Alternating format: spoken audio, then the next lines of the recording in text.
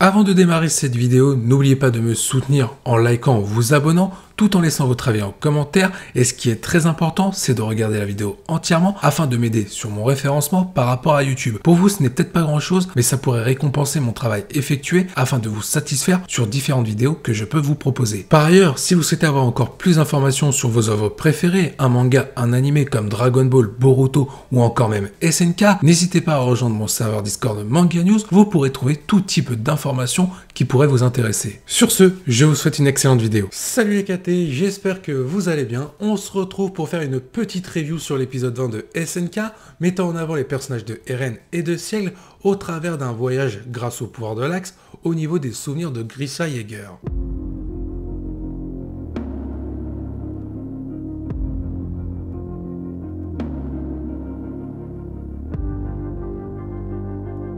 Dans cet épisode, il n'y a pas énormément d'informations qui sont données, mais l'information qui est donnée est tout simplement la plus importante jusqu'à maintenant de toute l'œuvre de SNK par rapport au début d'intrigue jusqu'à maintenant. C'est-à-dire qu'on retrouve le personnage de Grisha Yeager qui est le père de Eren et de Siegle et on découvre tous ses souvenirs grâce au pouvoir de l'Axe que Siegle a activé avec le personnage de Eren.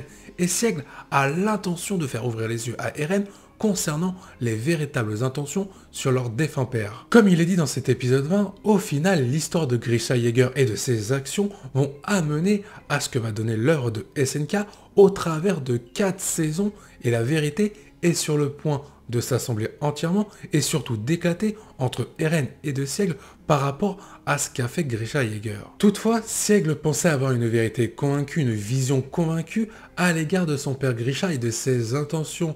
En voyageant au travers de ses souvenirs de la naissance de Eren jusqu'au vol du titan originel de la part de Grisha envers la famille royale, notamment Frida, Siegle va s'apercevoir qu'il s'est trompé sur toute la ligne concernant son père. Pour commencer, Siegle, on le sait depuis son apparition dans SNK, pense que son frère Eren a été endoctriné par leur père, c'est-à-dire Grisha Yeager, sur le fait de comment doit évoluer Eren. On peut dire clairement une manipulation depuis la naissance. Sauf que Siegle, dans cet épisode, va s'apercevoir que ce n'est pas le cas.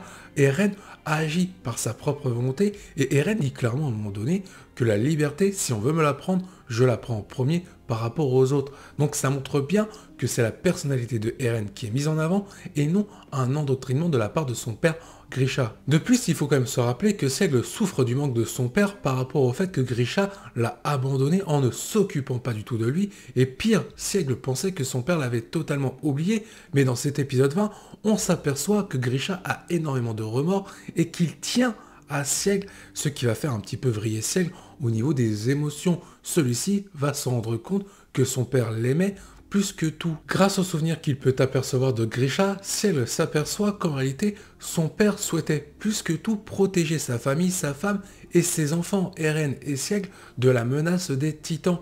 Et ce dernier, Grisha, était sur le point d'abandonner sa mission pour préserver sa famille. Après avoir réalisé qu'il se trompait sur son père, Siegle va s'apercevoir d'autres choses, notamment les véritables intentions de Eren concernant l'île du Paradis et de son avenir avec le potentiel pouvoir du grand terrassement. On peut s'apercevoir que Siegle comprend que Eren a pu communiquer avec son père au travers de leurs souvenirs respectifs et communs grâce au pouvoir du titan assaillant. Pour rappel, dans cet épisode 20, on apprend que les 9 titans ont des caractéristiques propres à chacun.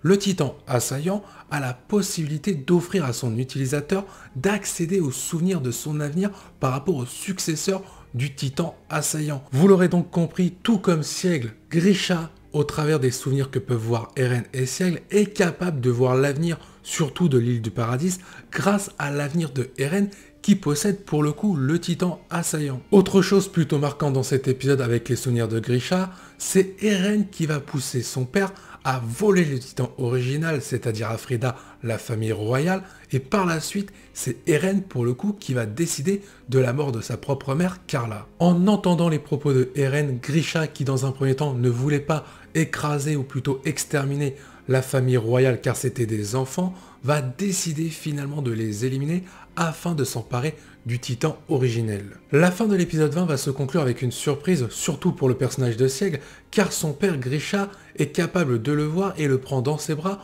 en lui disant clairement qu'il regrette de l'avoir fait souffrir et qu'il l'aime du plus profond de son cœur. À ce moment-là, Grisha est en sanglots en train de pleurer, tout comme Sieg qui commence à lâcher des larmes et qui comprend que son père l'aime, comme je l'ai dit il y a quelques instants dans cette vidéo.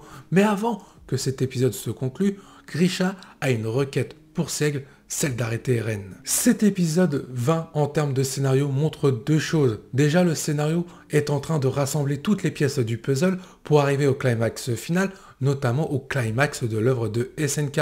Et la deuxième chose qui est en lien avec ce scénario, c'est l'opposition des deux frères, Eren et Sieg, qui va s'intensifier grâce aux souvenirs de Grisha avec le pouvoir notamment de l'Axe. Certes, dans cet épisode, il y a très peu d'informations, mais les informations qui nous sont présentées sont tout simplement les plus importantes de l'œuvre de SNK, et cet épisode les a montrées de façon rapide, efficace, sans qu'on s'ennuie. Pour moi, c'est un beau 10 sur 10.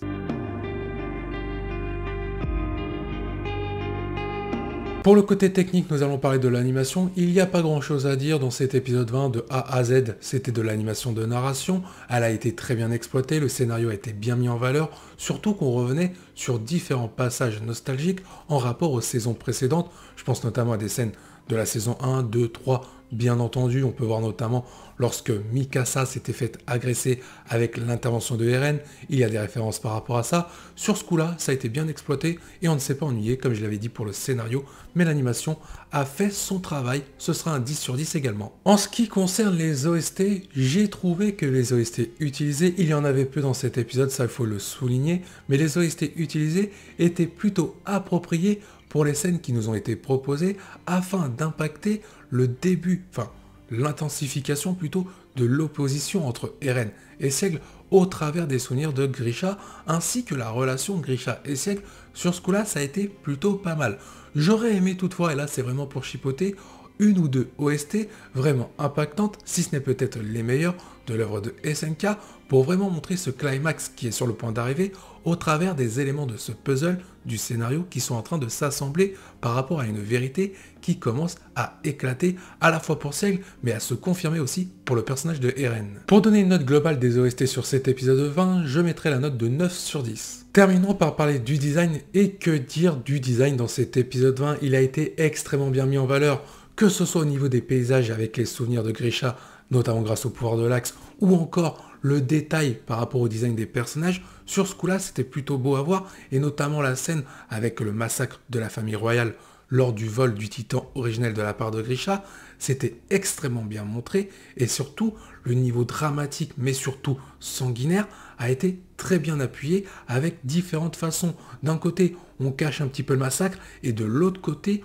on le met en valeur. Alors là, il y a une part de l'animation, je suis tout à fait d'accord, mais le design est très bien fait, car il a un grand rôle à ce moment-là par rapport à la mise en scène de l'animation. Sur ce coup-là, c'est un 9,5 sur 10.